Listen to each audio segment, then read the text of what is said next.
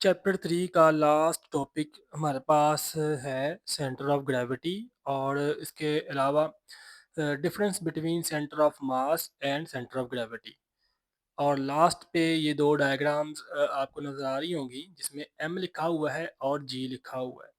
इसको देखते हैं ये डायग्राम में क्या है। तो सेंटर ऑफ ग्रेविटी की डेफिनेशन क्या होती है। ये एक बॉडी के अंदर ऐसा पॉइंट होता है जिसमें बॉडी का तकरीबन सारे का सारा वेट जो है वो एक्ट करता है। सेंटर ऑफ ग्रेविटी क्या है? सेंटर ऑफ ग्रेविटी बॉडी में एक ऐसा पॉइंट होता है जिसमें बॉडी का जो कंप्लीट वेट है, सारे का सारा वेट है, वो एक्ट कर रहा होता है। वैसे वेट हमेशा डाउनवर्ड एक्ट करता है, तो वो वेट जो है बॉडी का डाउनवर्ड एक्ट करेगा। बॉडी के सेंटर में जो बॉडी का कंप्लीट वेट है वो डाउनवर्ड एक्ट करता है। Definition: it is a point in the body where the all body weight is concentrated. यानी कि बॉडी का सारे का सारा वेट जो है वो कंसंट्रेटेड होता है किसी एक पॉइंट के गिर्द या किसी एक पॉइंट के about. It is useful for designing static structure. अब ये सेंटर ऑफ ग्रेविटी जो है ये इम्पोर्टेंट क्यों है, यूजफुल क्यों है? यूजफुल इसलिए है कि हम स्टैटिक स्ट्रक्चर को अगर बनाना चाहते हैं तो ग्रेविटी, सेंटर ऑफ ग्रेविटी जो है मेन रोल अदा करता है। मिसाल के तौर पे बड़ी बिल्डिंग्स बनाना चाहते हैं आप, बड़ी बिल्डिंग्स बनाना चाहते हैं तो सेंटर ऑफ ग्रेविटी का ख्याल रखा जाता है वहाँ पे। और जब ब्रिज जो है वो बनाना चाहते हैं तो वहाँ वहाँ पे भी सेंटर ऑफ ग्रेविटी का ख्याल रखा जाता है, बड़ी बड़ी बिल्डिंग्स जैसे बनाते हैं उसमें। आगे हमारे पास सिमेट्रिक, हमारे पास शेप है। For symmetrically shape the centre of gravity point is at the centre of a body.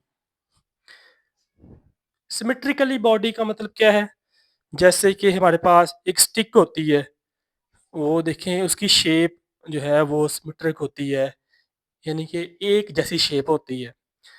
इसी तरह हमारे पास सर्कल है, उसकी भी शेप जो है वो एक जैसी होती है। जितना इस साइड पे है उतनी ही शेप इस तरफ, उस तरह की शेप यहाँ पे होती है, यानी कि सिमेट्रिक शेप है। उसका सेंटर ऑफ ग्रेविटी जो है वो सेंटर पे होता है, उसकी बॉडी के सेंटर पे होता है सेंटर ऑफ ग्रेविटी। इसी तरह हमारे पास ये स्क्वायर है, उसका सेंटर पे सेंटर ऑफ ग्रेविटी होता है। वो ट्राइंगल है, वो एक सिमेट्रिक शेप है। सिमेट्रिक शेप का मतलब ये है कि चारों तरफ से एक जैसी नजर आने वाली। ठीक है, तो यानी कि ये देखो, अगर मैं इसको ऐसे कट कर देता हूँ तो ये वाली साइड और ये वाली साइड एक दूसरे के बराबर नजर आती हैं एक्चुअली में। अगर यहाँ इसमें से कट करता हूँ तो ये वाली साइड और ये वाली साइड सिमेट्रिक है, सेम है। अगर मैं इसको यहाँ से कट करता हूँ तो ये वाली साइड और ये वाली साइड बराबर नजर आती हैं, सेम नजर आती हैं। सर्कल को यहाँ पे कट करते हैं तो ये वाली साइड और ये वाली साइड हमें सेम सेम दिखती हैं, इसलिए हम कहते हैं सिमेट्रिक शेप है, सिमेट्रिकली शेप्ड बॉडीज हैं। तो ऐसी बॉडीज के लिए सेंटर ऑफ ग्रेविटी जो है वो सेंटर पे होता है, बॉडी के सेंटर पे लाई करता है, बॉडी के सेंटर पे लाई करता होता है। अगर बॉडी सिमेट्रिकल शेप नहीं है, बॉडी की शेप सिमेट्रिकल शेप नहीं है, अगर सेंटर से कट करें इसको तो देखें यहाँ पे फील हो रहा है कि ज़्यादा हमारे पास कम बॉडी का जो है मास फील होता है। यहाँ पे अगर देखें तो बॉडी का मास ज़्यादा फील हो रहा है। तो ये बॉडी जो है ए सिमेट्रिक बॉडी कहते हैं। ए सिमेट्रिकली बॉडी, यानी ए लगा दिया है, ए सिमेट्रिक बॉडी है। ठीक है, इसमें सेंटर ऑफ ग्रेविटी जो है वो निकालते कैसे हैं? ये उसके बाद ये देखें, ये बॉडी भी आपको एसिमेट्रिकल शेप नजर आती है। यहाँ से अगर मैं इसको कट करता हूँ तो इस यहाँ पे मास की डिस्ट्रीब्यूशन और यहाँ पे मास की डिस्ट्रीब्यूशन का हम कैसे पता लगाएं कि दोनों सेम है या नहीं है?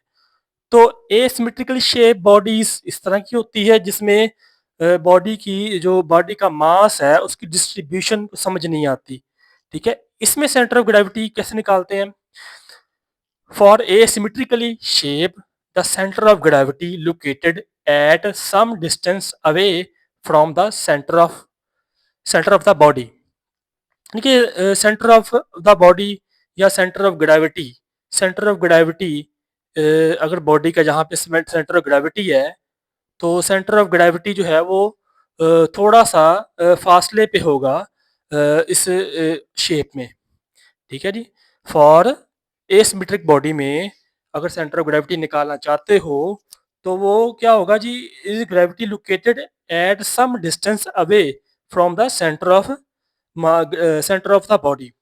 बॉडी का जो सेंटर है तो उससे कुछ फासले पे दूर होगा उसका सेंटर ऑफ हमारे पास ग्रेविटी उसका। आगे हमारे पास डिफरेंस क्या है, इसमें फ़र्क क्या है? जैसे आपको पता है जी, मास और वेट में डिफरेंस क्या है? आप पढ़ के आ चुके हैं मास क्या है और वेट क्या है। मास क्या है, क्वांटिटी ऑफ मैटर को हम मास कहते हैं। इसी तरह जो है वेट क्या है, वेट किसी बॉडी का वेट से क्या मुराद है? किसी बॉडी का वेट का मतलब ये होता है कि जितनी फोर्स ऑफ ग्रेविटी उस पे अमल करती है उस बॉडी पे, वो ही उसका वेट होता है। तो वेट जो है वो वेरिएबल है, वेट चेंज होता है जैसे कि, और मास जो है बॉडी का चेंज नहीं होता, मास बॉडी का चेंज नहीं होता। ये सेंटर ऑफ मास और centre of gravity. Centre of mass, it is a point at which mass distribution is equal in all direction. यानी कि ये भी पॉइंट होता है, सेंटर ऑफ मास भी एक पॉइंट का ही नाम है और सेंटर ऑफ ग्रेविटी भी एक पॉइंट है। ठीक है, फर्क देख लें कि क्या है जी। It is a point at which mass distribution, mass यहाँ पे मास की डिस्ट्रीब्यूशन होती है, is equal in all direction. Mass की डिस्ट्रीब्यूशन जो है वो इक्वली होती है ऑल डायरेक्शन में। It does not depend upon gravity, ये ग्रेविटी पे डिपेंड नहीं करता। जैसे हमने पहले कहा था मास जो होता है ये क्वांटिटी ऑफ मैटर है। अगर मास को चांद पे भी लेके जाएं तो वो चेंज नहीं होगा, वो सेम रहेगा। इसलिए लिखा है does not depend upon gravity. तो सेंटर ऑफ ग्रेविटी ये भी पॉइंट है। It is a point in an object where the distribution of weight. यहाँ पे हमारे पास डिस्ट्रीब्यूशन ऑफ मास आया था, यानी कि मास की डिस्ट्रीब्यूशन थी। यहाँ पे डिस्ट्रीब्यूशन है वेट की, वेट की डिस्ट्रीब्यूशन यहाँ पे है।